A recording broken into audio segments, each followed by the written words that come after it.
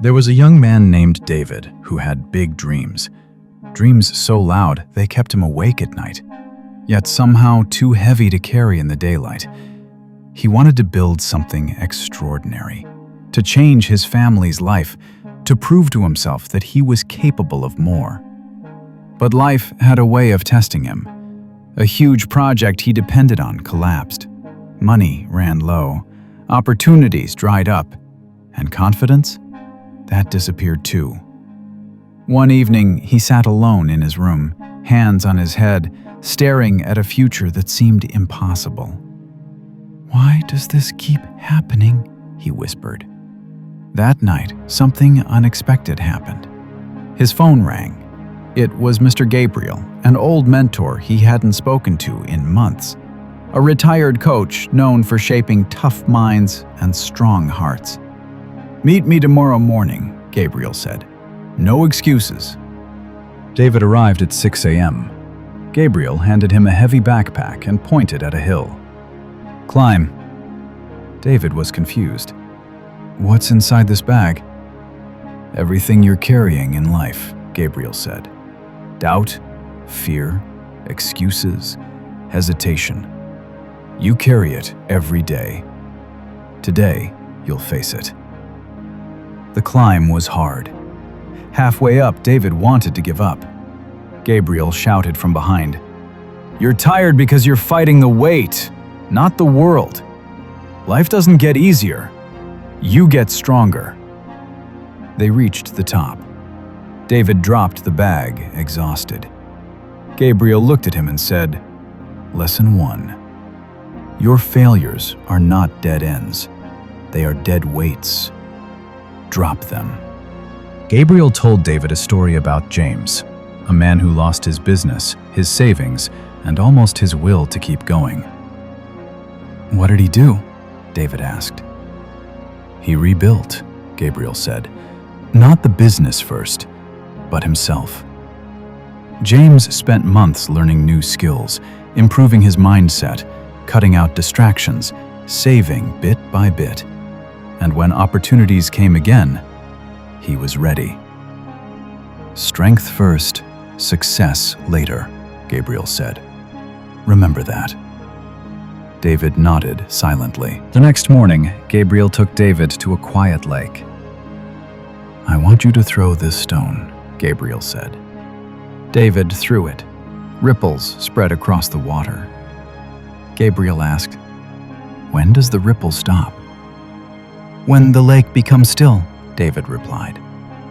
"And so do you," Gabriel said.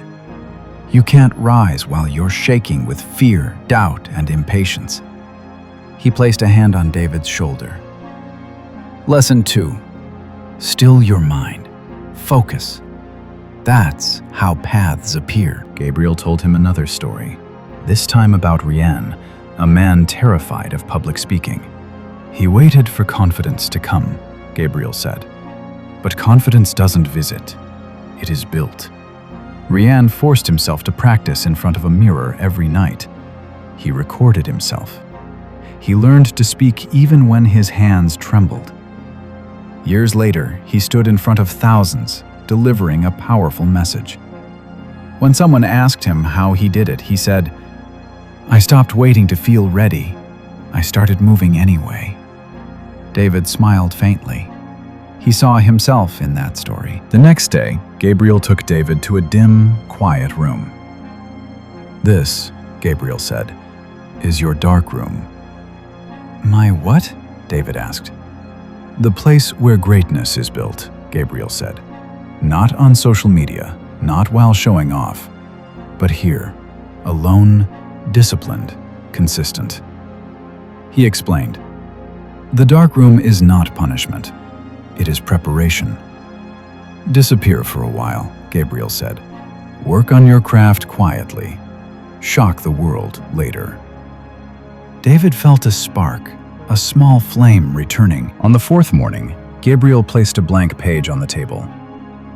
"No motivation today," Gabriel said. "No speeches. Today, you choose."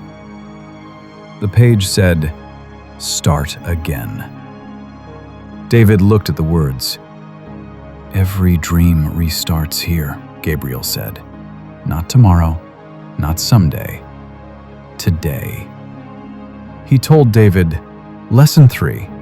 The people who succeed are not the ones who never fall. They are the ones who rise every single time. David felt something shift inside him. A decision, a commitment. Not to be perfect, not to have everything figured out, but simply to rise again. Weeks passed. David rebuilt his finances. He rebuilt his discipline. He rebuilt his confidence. He worked in silence, learned new skills, fixed his weaknesses, stopped looking for shortcuts, and stopped waiting for life to be easy. Eventually, things began to change. His lost opportunity came back, bigger than before. New clients reached out. People who once doubted him started asking for his advice. One day, David returned to the hill where he first climbed with the heavy backpack. Gabriel was waiting. "You've changed," Gabriel said. "No," David replied. "I finally met the version of me that was always there." Gabriel smiled. Lesson 4. You are never broken. You are becoming. Before leaving, Gabriel said, "Your time is limited. Stop waiting, stop hesitating, stop doubting your own fire. The door won't open until you knock. The path won't appear until you move. Your dream won't come closer unless you chase it. Go now. Shock the world with your comeback." David walked away with a quiet confidence, ready to build the life he once thought was impossible. And his story became a reminder to thousands. No matter how many times life breaks you, you always have a chance to rise again.